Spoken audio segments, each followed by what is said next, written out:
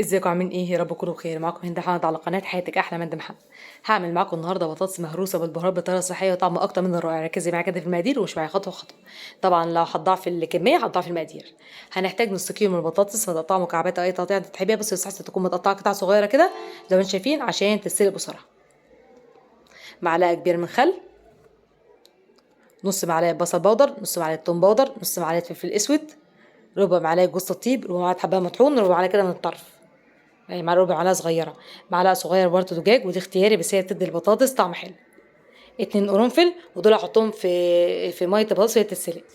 تبلت البطاطس من الكنور، لو مش متواجده يبقى معلقه كبيره من بهارات البطاطس ودي موجوده عند العطار. نعيد البهارات تاني: نص معلقه بصل بودر، نص معلقه توم بودر، نص معلقه فلفل اسود، ربع معلقه جوز الطيب، ربع معلقه حبه مطحون، معلقه صغيره من بهارات الدجاج ودي اختياري، 2 قرنفل. تبلت البطاطس من الكنور، لو مش متواجده يبقى معلقه كبيره من بهارات البطاطس ودي موجوده عند العطار، نص كيلو بطاطس مقطعه مكعبات، معلقه كبيره من خل. كده مقاديرك قدامك، يلا بينا نبدا في الوصفه. يلا.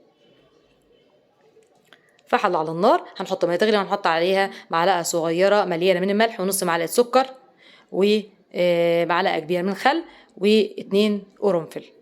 اول لما الميه تغلي كده هنزل بنص كيلو بطاطس مقطعه مكعبات، وبعد كده هقفل عليها. اول لما الميه تقل للنص والبطاطس تتسلق نص سلقه هزودها ميه يا دوبك تغطيها، وهشيل ال2 قرنفل. تمام. خلاص، وهسيبها تتسلق بشكل كامل لحد ما لما البطاطس تشرب كل الميه بتاعتها. بقى حبه بص بقى كده حبه ميه كده صغيرين كده في القعر، حبه ميه صغيرين خالص. هنحط البهارات بتاعتي: نص معلقه بصل بودر، نص معلقه توم بودر، نص معلقه فلفل اسود، ومعلقه جوز الطيب، ومعلقه حبه مطحون، معلقه صغيره بهارات دجاج. تبلت البطاطس والكنوله لو مش متواجده معلقه كبيره من بهارات البطاطس موجوده عند العطار، وهنقلب كله مع بعضه كده زي ما انتم شايفين. وبعد كده هنحط حبه حبه ميه كده من ميه سلق البطاطس كده، وهنقلب كله بهارات كده لحد ما البهارات تبقى عجينه. وبعد كده هنزل بالبطاطس بالميه بتاعتها، طبعا البطاطس تشرب كل الميه بتاعتها، يعني دوبك ميه حبه بساط خالص.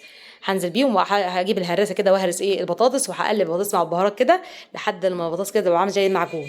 بصوا، انا عايزه القوام البطاطس يبقى كريمي كده. قدميها بقى الف هنا وشفا. عايزه اقول لكم طعمها جميل جدا جدا جدا جدا جدا، معموله بالطريقه الصحيه وده اجمل حاجه. ممكن تقدميها طبق جانبي مثلا مع كفته، او طبق جانبي مع فراخ مشويه، او ممكن تقدميها طبق جانبي مع الاكل.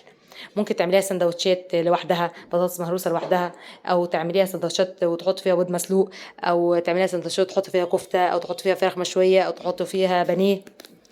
عايزه اقول لكم طعمها جميل قوي، وكل اللي جربها عجبته جدا. ان شاء الله جربوها وتعجبكم ان شاء الله. معموله بطريقه صحيه وده اجمل حاجه. لو عجبك الوصفه لايك واشترك في القناه، ويا ريت تدعوني بالاشتراك، والسلام عليكم ورحمه الله وبركاته.